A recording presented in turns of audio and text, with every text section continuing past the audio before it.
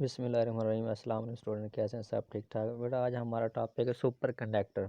Super conductor को understand करने के पहले हमें ना कंडक्टर का पता होना चाहिए। तो ये एक डायग्राम बनाई गई, देखें बेटा। इसमें ना कंडक्टर में करंट फ्लो होता है, ये एम्पियर फॉर्म में। ऊपर जो ओम है ये है रेजिस्टेंस, और इन करंट को फ्लो कराने के लिए हम पीछे जो वोल्टेज है, ये पोटेंशियल डिफरेंस जो पंप के तौर पे काम करती है, जो करंट चार्जेस को एनर्जी मिलती है और वो फ्लो करते हैं। अब रेजिस्टेंस क्या करती है? वो करंट को फ्लो नहीं होने देती है। रेजिस्टेंस आती कहाँ से है? वो बेटा कंडक्टर के एटम की वाइब्रेट करने से रेजिस्टेंस आती है। अब वाइब्रेशन जो होती है, अगर हो जाए कम से कम एटम की, तो मूवमेंट ऑफ इलेक्ट्रॉन या चार्ज इजीली होगी, तो रेजिस्टेंस क्या हो जाएगी? कम हो जाएगी। अगर एटम बिल्कुल रेस्ट में आ जाए तो रेजिस्टेंस क्या हो जाएगी? ख़त्म हो जाएगी। और करंट क्या होगा? बड़ा इजीली फ्लो होगा। अगर चार्जेस बड़े इजीली फ्लो हो सकते हैं, करंट फ्लो हो सकता है, तो हम फिर कहेंगे क्या कि वोल्टेज जो है वो क्या, वोल्टेज की भी फिर हमें ज़रूरत नहीं पड़ेगी। ऐसा कब होगा वो हम देखते हैं कि बेटा देखें, रेजिस्टेंस जब हम बढ़ाएं टेम्परेचर बढ़ाते हैं तो डायरेक्टली है रेजिस्टेंस के, मतलब टेम्परेचर क्या आएगा? Directly to the resistance. मतलब टेम्परेचर बढ़ाएंगे, वाइब्रेशन ऑफ एटम इंक्रीज हो जाएगी, तो रेजिस्टेंस क्या हो जाती है? बढ़ जाती है। किसकी वाला? कंडक्टर की। अगर हम टेम्परेचर बढ़ाएं तो देखें रेजिस्टिविटी वो भी बढ़ जाएगी। दूसरी इक्वेशन में रेजिस्टिविटी भी क्या होती है? Opposition of the flow of current. ठीक है। इनका ग्राफ ये सामने बनाएगा। फॉर कंडक्टिंग रेजिस्टेंस इंक्रीज कर रहे हैं तो टेम्परेचर इंक्रीज कर रहे हैं, तो उसके साथ साथ क्या हो रही है बेटा? रेजिस्टेंस इंक्रीज हो रही है। अच्छा, अगर हम टेम्परेचर कम करते जाएं, एक ख़ास टेम्परेचर पे कंडक्टर की रेजिस्टेंस अगर हो जाए ज़ीरो, कंडक्टर रेजिस्टेंस ज़ीरो हो जाए ना, वो कंडक्टर क्या कहलाता है बेटा? सुपर कंडक्टर कहलाता है। क्या कहलाता है? Super conductor. दोबारा बता दूं, ऐसा अपना कंडक्टर जिसके हम टेम्परेचर अगर कम करते जाएं तो उस कंडक्टर के रेजिस्टेंस अगर हो जाए ज़ीरो, उस कंडक्टर को हम क्या नाम देंगे? Super conductor. और जिस टेम्परेचर पे वो रेजिस्टेंस ज़ीरो होती है, उस टेम्परेचर को नाम देते हैं क्रिटिकल टेम्परेचर। क्या नाम देते हैं? Critical temperature. तो अब देखें ये superconductor definition, materials whose resistivity drop down to zero below a certain temperature are called superconductor. यानी एक मखसूस टेम्परेचर पे जब वो उससे कम वो टेम्परेचर फॉल होता है ना, उसे हम सुपर कंडक्टर कहते हैं। देखें ये देखो, ये एक हमारे पास सुपर कंडक्टर है, ये देखें 0 केल्विन तक आया। ठीक है। इसके नीचे एक रेड लाइन ग्राफ दिखाया गया, ये देखो। ऐसा ऐसा जो टेम्परेचर कम कर जाएंगे ना, रेजिस्टेंस भी कम हो रही है। ठीक है। एक क्रिटिकल टेम्परेचर आ गया ये वाला, इस पे फ़ौरन जो रेजिस्टेंस होगी ज़ीरो हो जाएगी, ये लाइन नीचे फॉल हो गई। ठीक है। इस टेम्परेचर को हम क्या नाम देंगे? Critical temperature. क्रिटिकल टेम्परेचर क्या होता है बेटा? एक ख़ास टेम्परेचर होता है जिस पे जो कंडक्टर रेजिस्टेंस क्या हो जाए? ज़ीरो हो जाए, तो उस कंडक्टर को हम सुपर कंडक्टर नाम देंगे, और इस मखसूस टेम्परेचर को हम नाम देंगे क्रिटिकल टेम्परेचर। अब डिस्कवर किसने किया था? 1911 में कैम्ब्रिज ओन्स डिस्कवर किया था first ever superconductor while studying the electrical property of mercury at very low temperature. बड़े लो टेम्परेचर मरकरी की प्रॉपर्टी वो अंडरस्टैंड कर रहा था, तो उसने 1911 में ये ऑब्जर्व किया। कितने टेम्परेचर? 4.2 केल्विन पे। ये याद रखिएगा, ऑब्जेक्टिव में पूछा जा सकता है। किसको डिस्कवर किया? सुपर कंडक्टर किसने किया था?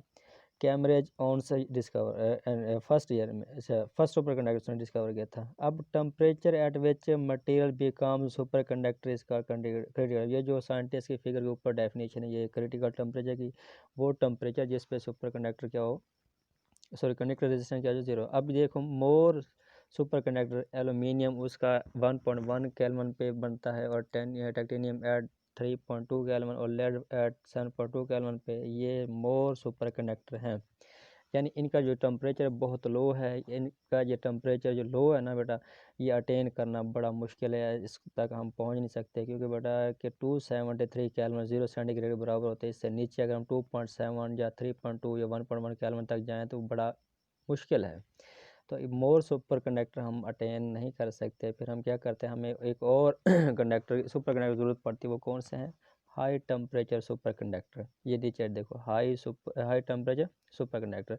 सुपर कंडक्टर है critical temperature above boiling point of liquid nitrogen are called high temperature superconductor. ये definition high temperature superconductor, यानी कि लिक्विड नाइट्रोजन जो है ना, इसका जो बॉइलिंग पॉइंट है 77 केल्विन, यानी कि -196 सेंटीग्रेड। तो इससे ऊपर जो टेम्परेचर के सुपर कंडक्टर होंगे उन्हें हम नाम देंगे हाई टेम्परेचर सुपर कंडक्टर। अगर 77 केल्विन से नीचे के होंगे तो उन्हें हम नाम देंगे मोर सुपर कंडक्टर। तो ये जो फिगर में दिखाया गया बेटा, ये एक हाई टेम्परेचर सुपर कंडक्टर की डायग्राम है कि लिक्विड नाइट्रोजन का वो सुपर कंडक्टर प्रोड्यूस किया जा रहा है। ठीक है, तो इसका जो बॉइलिंग पॉइंट बेटा याद रखिएगा, 77 केल्विन से ऊपर के जो सुपर कंडक्टर होंगे वो होंगे अपना हाई टेम्परेचर सुपर कंडक्टर, और 77 केल्विन से जो लो के होंगे वो उन्हें हम नाम देंगे मोर सुपर कंडक्टर। अब हाई टेम्परेचर सुपर कंडक्टर कैसे अटेन किया जाता है, देखें यट्रियम बैरियम कॉपर ऑक्साइड का हम यहाँ प्रैक्टिकल थोड़ा सा देखते हैं। Recently complex crystal saturation known as yttrium barium copper oxide. ये देखें कम्प्लेक्स क्रिस्टलाइन स्ट्रक्चर है YBA2C3O7 have been reported to become superconductor at 163 kelvin. देखो बेटा 77 केल्विन पे हमने कहा था, उससे ज़्यादा होगा तो वो हाई टेम्परेचर सुपर कंडक्टर होगा। तो देखिए इसका तो फिर 163 केल्विन और -1110 सेंटीग्रेड बाय प्रोफेसर योलाइन ली ने एट कैम्ब्रिज यूनिवर्सिटी में इसने डिस्कवर किया था। अब इधर देखिए मैग्नेट लेविटेशन इसको कहते हैं। इसका बेटा ये है, नीचे जो पटड़ी टाइप नज़र आ रहा है ये मैग्नेट है, इसके ऊपर एक डाया मैग्नेट मटेरियल फ्लो हो रहा है। इसका हमने किया कि इसका जो टेम्परेचर था क्रिटिकल टेम्परेचर, इससे भी मज़ीद नीचे लो करके टेम्परेचर, जब क्रिटिकल टेम्परेचर से भी हम लो कर जाएंगे ना, तो वही जो मैग्नेट बना नहीं, ये डाया मैग्नेट बन रहा है। डाया मैग्नेट क्या है, ये नीचे वाले मैग्नेट से बेटा करेगा ये रिपेल। हम फिर करते क्या, इसको ऊपर ये जो सुपर कंडक्टर थोड़ी सी हमने मोशन दे के इनिशियल पुश दे के छोड़ दिया, तो ये इसके ऊपर फ्लोट कर रहा है। देखिए ये सर्कुलर पाथ में, अब ये सर्कुलर पाथ में इस तरह फ्लोट कर, जैसे फ्रिक्शन हो ही ना, ये क्या है, ये दोनों मैग्नेट तो रिपेल कर रहे हैं, ये रिपल्शन की वजह से ये जो ऊपर डाया मैग्नेट है, ये सुपर कंडक्टर है, ये क्या कर रहा है, फ्लोट कर रहा है। तो ये बड़ा था सुपर कंडक्टर। कब बना ये याद रखिएगा, जब हम क्रिटिकल टेम्परेचर से भी मज़ीद लो टेम्परेचर करके ना मटेरियल का, उस टाइम। अब इसकी कुछ एप्लीकेशन है। मैग्नेट रेजोनेंस इमेज, जो इमेज बनता है बेटा उसमें भी ये सुपर कंडक्टर इस्तेमाल होता है। दूसरा है पावरफुल बट स्मॉल इलेक्ट्रोमोटर, यानी कि पावरफुल छोटे छोटे मोटर जो बड़े कीमती आलात में यूज़ होते हैं, जैसे मेडिकल में हम वो स्कैनर वगैरह में यूज़ करते हैं, ये सामने दिखाया गया है। तो ये नीचे एक और सुपर कंडक्टर मैग्नेट जो बनते हैं मोटर के लिए बड़े बड़े, उनमें भी यूज़ किया जाता है। अब ये एक ट्रेन है, ये सुपर कंडक्टर की वजह से ना ट्रेन पटरी से थोड़ा सा ऊपर उठ के चलती है, मैग्नेट लेविटेशन ट्रेन हम इसको कह सकते हैं, एंड परमानेंट मैग्नेट। ठीक है, fast and small super conductor motor.